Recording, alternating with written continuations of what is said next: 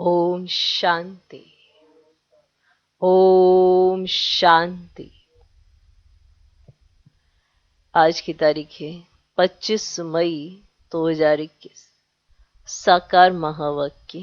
बाबा कहते, मीठे बच्चे, इस ड्रामा के अंदर विनाश की भारी नूंद है। तुम्हें विनाश के पहले कर्मातीत बनना है। बाबा कहते, मीठे बच्चे, इस ड्रामा के अंदर विनाश की भारी नूंद है। तुम्हें विनाश के पहले कर्मातीत बनना है। आज का प्रश्न, बाप के किन शब्दों की कशिश सम्मुख में बहुत होती है ना। जब हम बाबा के सम्मुख बैठते हैं, सम्मुख मिलन मनाते हैं, तो उन शब्दों की कशिश सम्मुख में बहुत होती है। बाप के किन शब्दों की कशिश सम्मुख में बहुत होती है। उत्तर, बाप जब कहते तुम मेरे बच्चे हो, बाप जब कहते तुम मेरे बच्चे हो, तो इन शब्दों की कशिश सम्मुख में बहुत होती है। सम्मुख सुनने से बहुत अच्छा लगता है। मधुबन सब बच्चों को आकर्षित करता है। मधुबन सब बच्चों को आकर्षित करता है, क्योंकि यहां है ईश्वरीय परिवार। यहां ब्राह्मणों का संगठन है। ब्राह्मण आपस में ज्ञान की ही लेन देन करते हैं।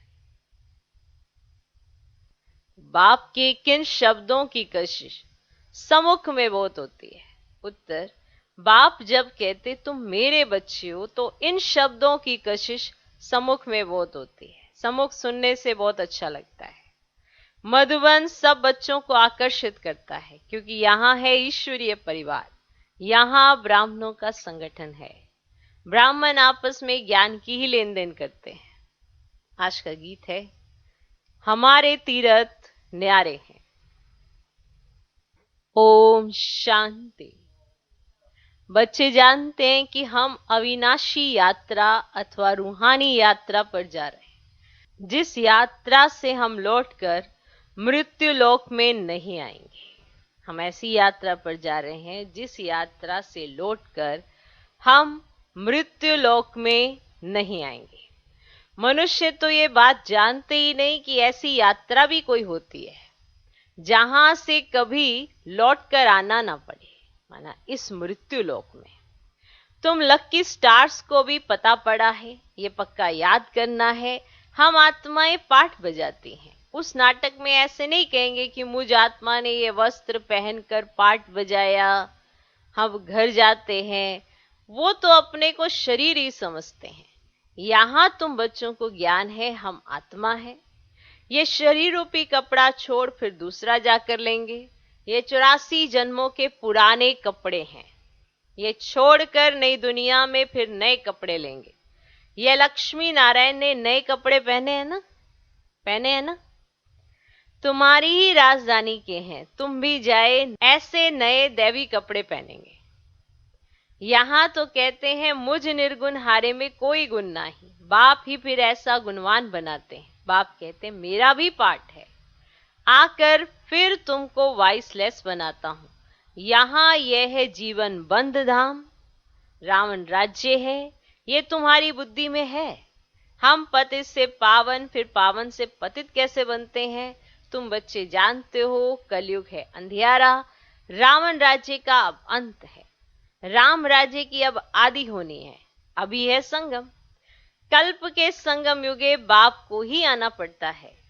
दुनिया वाले भी अब यह समझ रहे हैं कि अब विनाश का समय है, और स्थापना अर्थ भगवान कहां गुप्त वेश में है। अब गुप्त वेश में तो तुम आत्माएं भी हो। आत्मा अलग है, शरीर अलग है। यह मनुष्य चोला गुप्त वेश है। बाप को भी इसमें आना है। तुम्हारे शरीर पर नाम पड़ते हैं, उनको तो शरीर है नहीं। तुम भी आत्मा हो, वह भी आत्मा है। आत्मा का आत्मा के साथ अब मोह हुआ है। गाते भी हैं और संग तोड़ तुम संग जोड़ेंगे। जैसे आप मोहजीत हो वैसे हम भी बनेंगे। बाबा बहुत मोहजीत है। कितने ढेर बच्चे हैं जो काम चिता पर बैठ जल गए हैं। परम पिता परमात्मा आते ही हैं पुरानी दुनिया का विनाश कराने, फिर मोह कैसे होगा। माना परमात्मा तो आई हैं पुरानी दुनिया का विनाश कराने, फिर मोह कैसे होगा। पतितों का जब विनाश हो तब तो शांति का राज्य हो। इस समय सुख तो कोई को भी है नहीं। सभी तमोप्रधान दुखी बन गए हैं। ये है ही पतित दुनिया। शिव बाबा ही आकर स्वर्ग की स्थापना करते हैं जिसका नाम शिवालय पड़ा है। शिव बाबा ने देवताओं की राजधानी स्थापन की। वह है चैतन्य शिवालय, और वह शिवालय जिसमें शिव का चित्र है वो तो जड़ हो गया। अभी तुम समझ गए हो कि लक्ष्मी नारायण बरोबर स्वर्ग के मालिक थे, पूज्य थे, अब फिर पूज्य बन रहे हैं। तुमको अभी ज्ञान है। तुम लक्ष्मी नारायण के मंदिर में जाकर उनको माथा नहीं टेकेंगे। तुम तो उनकी राजधानी में चैतन्य में जाते हो। जानते हो हम देवता थे, अब नहीं है। जो पास्ट होकर गए हैं उनके चित्र बनते हैं। लक्ष्मी नारायण के मंदिर सबसे जास्ती बिरला बनाते हैं, तो उनकी भी सर्विस करनी चाहिए। तुम जो ये लक्ष्मी नारायण के मंदिर बनाते हो, हम आपको इन्हों के 84 जन्मों की कहानी सुनाते हैं। युक्ति से ये सौगात देनी चाहिए। बाबा सर्विस की युक्तियां तो बहुत बताते हैं, तो बताते हैं ना। माताएं जाकर बोलें आप उनके मंदिर तो बनाते हो परंतु उनकी जीवन कहानी को जानते नहीं। हम जानते हैं और समझा भी सकते हैं। समझाने वाली बड़ी रसीली चाहिए। माना जो युक्ति युक्त बताए भी और रहस्य भी खोलते जाए, बड़ी रसीली चाहिए। बाप भी बैठ समझाते हैं ना। बाबा कहते अगर छुट्टी नहीं मिलती है तो घर बैठे याद करो। अगर छुट्टी नहीं मिलती आने की तो घर बैठे याद करो। ये तो जानते हो ना हम शिव बाबा की संतान है। मुरली तो मिल जाती है। ऐसे नहीं कि यहां आने से याद की यात्रा अच्छी होगी, घर में बैठने से याद की यात्रा कम हो जाएगी। ऐसे तो नहीं है कि यहां आए तो याद की यात्रा अच्छी और अगर घर में बैठेंगे तो याद की यात्रा कम हो जाएगी। ऐसा तो नहीं है। बादल आते हैं रिफ्रेश होने, तुम भी आते हो रिफ्रेश होने। बाबा पास सम्मुख जाएं। आत्मा को ज्ञान है, सम्मुख सुनने से अच्छा लगता है। बात तो वही है। देखते हो शिव बाबा कैसे बैठ बच्चों को समझाते हैं। बात तो वही सुनते हो जो मुरली में सुनते हो, लेकिन जब देखते हो कि शिव बाबा कैसे बैठ बच्चों को समझाते हैं। बच्चे तुम मेरे हो, तुमने 84 जन्मों का पाठ बजाया है। तुम जन्म मरण में आते हो, मैं नहीं आता हूं। मैं पुनर्जन्म नहीं लेता हूं, अजन्मा भी नहीं हूं। आता हूं परंतु बूढ़े तन में प्रवेश करता हूं। तुम आत्मा छोटे बच्चे के शरीर में प्रवेश करती हो। मैं परमधाम से आता हूं नीचे पाठ बजाने। मैं विकारी के गर्भ में नहीं आता हूं। मुझे कहते हो तमेव माता च पिता तमेव। मेरा कोई मां बाप हो ना सके। मैं सिर्फ शरीर का आधार ले पाठ बजाता हूं। तुम मुझे बुलाते हो दुख हरकर सुख देने के लिए। अब सम्मुख आया हूं, आत्माओं से बात कर रहे हैं। यहां तो सब ब्राह्मण ही है। तुम बाहर जाते हो तो हंस और बगुले हो जाते हो। यहां कौन है? ब्राह्मण। बाहर जाएंगे तो कौन हो जाएंगे? हंस और बगुले। माना बगुले भी मिलेंगे ना जो बाबा को नहीं जानते, श्रीमत पर नहीं चलते। अब यहां कौन हो? ब्राह्मण। यहां माना मधुबन में तुमको संगी ब्राह्मणों का है। आपस में ज्ञान की चिटचैटी करेंगे। हम अपनी राजधानी स्थापन कर रहे हैं, बाबा आया हुआ है। एक दो को ये युक्ति बाप को याद करने की बताते रहो। भोजन पर भी एक दो को इशारा देते रहो कि बाप को याद करो। ऐसे नहीं कि भोजन बनाते, भोजन खाते, बातें करते रहे। फिर बाबा कैसे याद आएगा? कहीं कहते हैं हम तो बाबा की ही बात कर रहे थे। कितनी देर तक करोगे? 1-2 मिनट करोगे, फिर उसके बाद तो इधर उधर की बात करोगे, इसकी करोगे, उसकी बात करोगे। इसीलिए बाबा कहते हैं भोजन खाते समय एक बाबा की याद रहनी चाहिए, तो बाबा के साथ ही भोजन करो और कोई ना हो, बाबा हो बस। तो भोजन पर भी एक दो को इशारा देते रहो कि बाप को याद करो। बहुत बड़ा संगठन है ना, वहां तो विकारी साथ में रहते हैं तो उनकी कशिश होती है, यहां तो किसकी कशिश नहीं होती। वॉरियर्स के साथ रहते हैं। तुम्हारा कुटुंब यह है, सुन रहे हो? बुद्धि में यही रहता है, जो कोई मिले उनको बाप का परिचय दे कि भगवान को याद करते रहो। 2 बाप है ना, वॉरियर्स के साथ रहते हैं। तुम्हारा कुटुंब यह है। बुद्धि में यही रहता है, जो कोई मिले उनको बाप का परिचय दे कि भगवान को याद करते रहो। 2 बाप है ना, लौकिक बाप होते भी भगवान को याद करते हो ना, वो लौकिक फादर है। लौकिक फादर को गॉड फादर नहीं कहेंगे। ये है पारलौकिक बाप। जरूर गॉड फादर से वर्षा मिलता होगा। ऐसे ऐसे भू भू करते रहो। क्या करो? भू भू करते रहो। तुम ब्राह्मण हो ना, सन्यासी भी भू भू करते हैं ना। इस दुनिया का सुख कागविष्टा के समान है। इतना दुख है। वह तो है हठ योगी, निवृत्ति मार्ग वाले। उनका धर्म ही अलग है। किनका? निवृत्ति मार्ग वालों का। तुम जानते हो सत्युग में हम कितना सुखी पवित्र रहते हैं। भारत प्रवृत्ति मार्ग का था, देवी देवताओं का राज्य था। जो पवित्र थे वही पतित बने। और पुकारते भी ये रहते हैं, हे पतित पावन, और फिर कह देते परमात्मा सर्वव्यापी है। हम जाकर ज्योति ज्योत समाएंगे। पुनर्जन्म को भी नहीं मानते हैं। अनेक मत है ना बच्चे। दिन प्रतिदिन वृद्धि होती जाती है। यह भी बताना है कि सन्यासियों की वृद्धि कैसे होती है।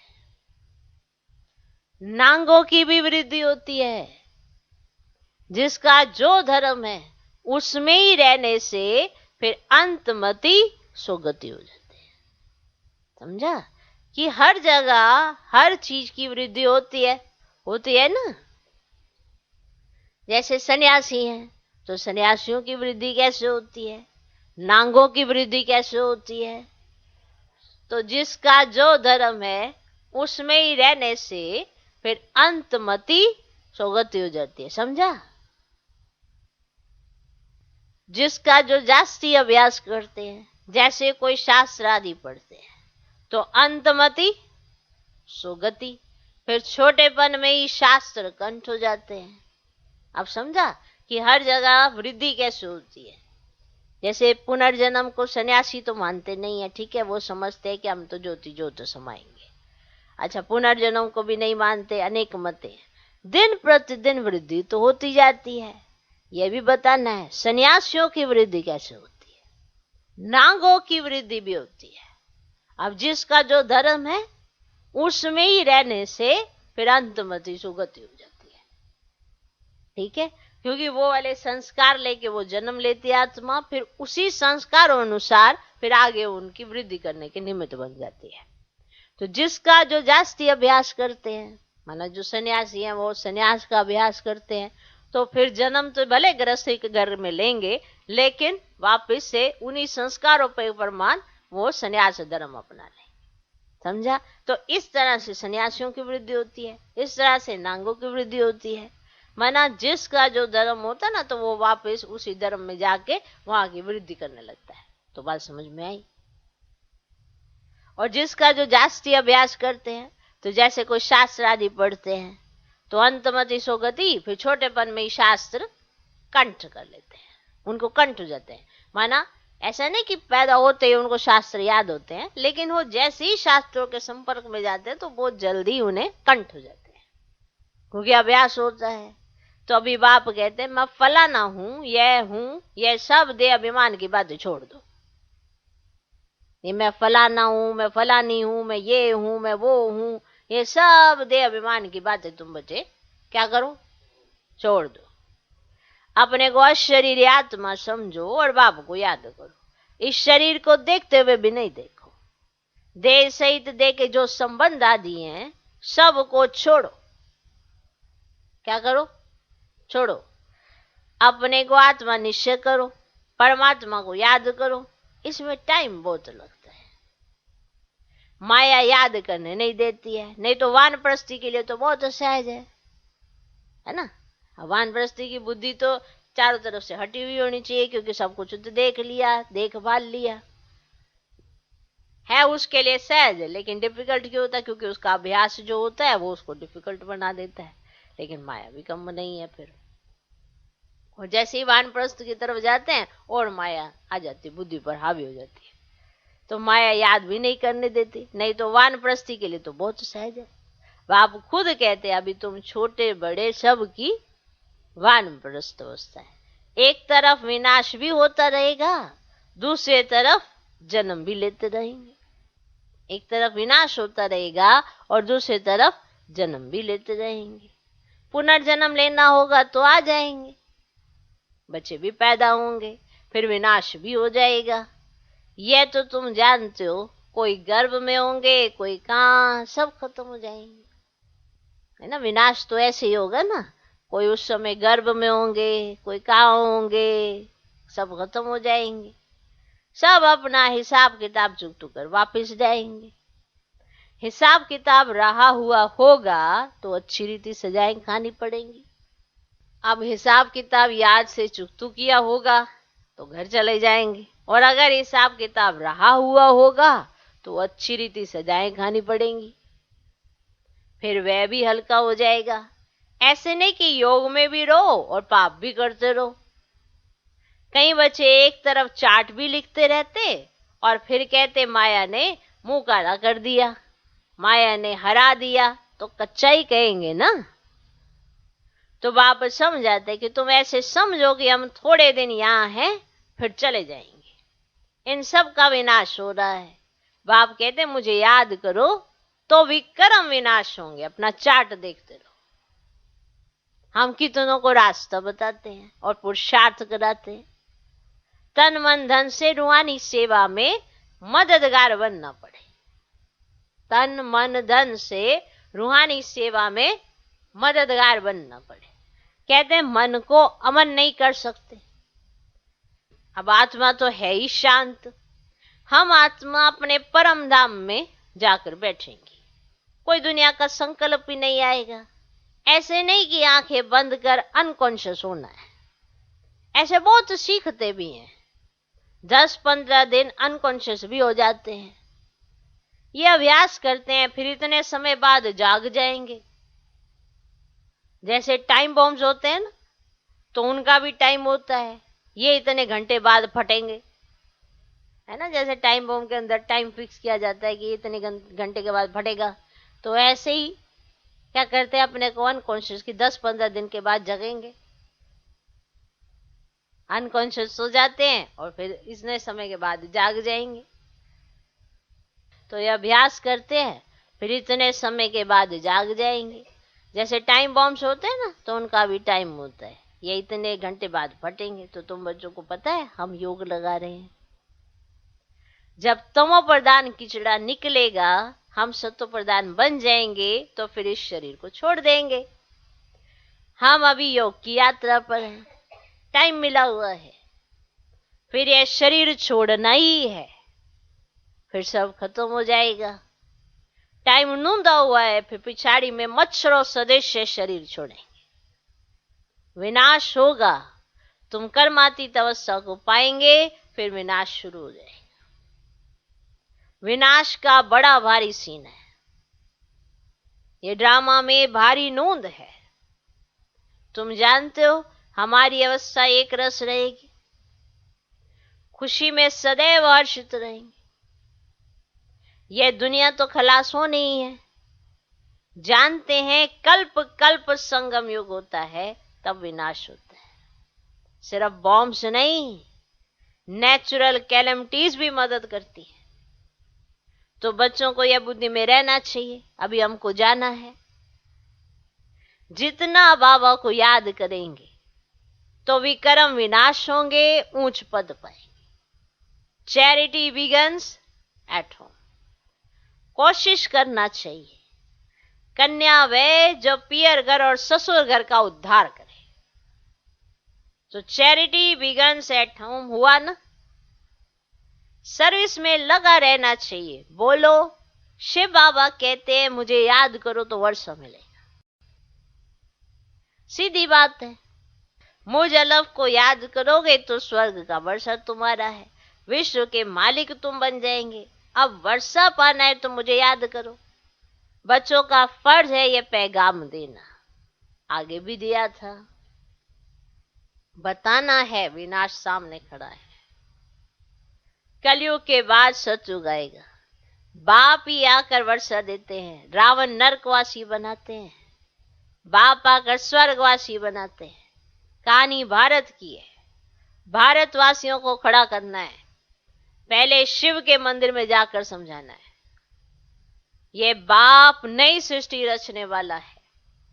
कहते हैं मुझे याद करो तो तुम्हारे विक्रम विनाश हो। ये निराकार बाबा आए हुए हैं।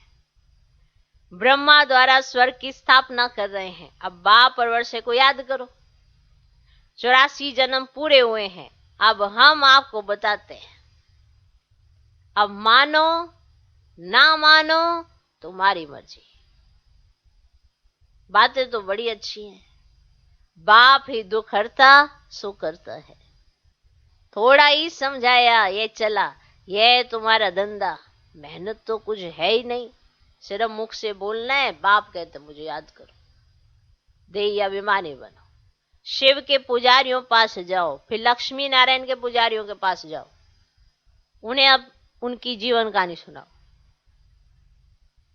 शिव के पुजारियों के पास जाओ, लक्ष्मी नारायण के पुजारियों के पास जाओ, उन्हें उनकी जीवन कहानी सुनाओ। अच्छा, मीठे मीठे सिकिलदे बच्चों प्रति माता पिता बाप दादा का याद प्यार और गुड मॉर्निंग। रूहानी बाप की रूहानी बच्चों को नमस्ते। हम रूहानी बच्चों की भी रूहानी बाप को नमस्ते नमस्ते नमस्ते। Good morning good morning good morning. धारणा के लिए मुख्य सार। पहला पॉइंट, तन मन धन से रूहानी सेवा में मददगार बनना है। तन मन धन से रूहानी सेवा में मददगार बनना है। सबको अलफ का परिचय दे वर्षे का अधिकारी बनाना है। सबको अलफ का परिचय दे वर्षे का अधिकारी बनाना है। विनाश के पहले कर्मातीत बनने के लिए बाप की याद में रहना है। विनाश के पहले कर्मातीत बनने के लिए बाप की याद में रहना है। तन मन धन से रूहानी सेवा में मददगार बनना है। सबको अलफ का परिचय दे वर्षे का अधिकारी बनाना है। विनाश के पहले कर्मातीत बनने के लिए बाप की याद में रहना है। दूसरा पॉइंट, बाप समान मोहजीत बनना है। बाप समान मोहजीत बनना है। आत्मा का आत्मा से जो मोह हो गया है उसे निकाल एक बाप से लगन लगानी है।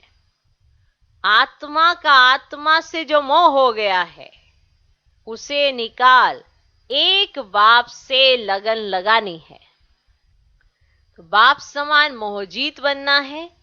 आत्मा का आत्मा से जो मोह हो गया है उसे निकाल एक बाप से लगन लगानी है। आज का वरदान, निराकारी स्थिति के अभ्यास द्वारा मैंपन को समाप्त करने वाले निरअहंकारी भव।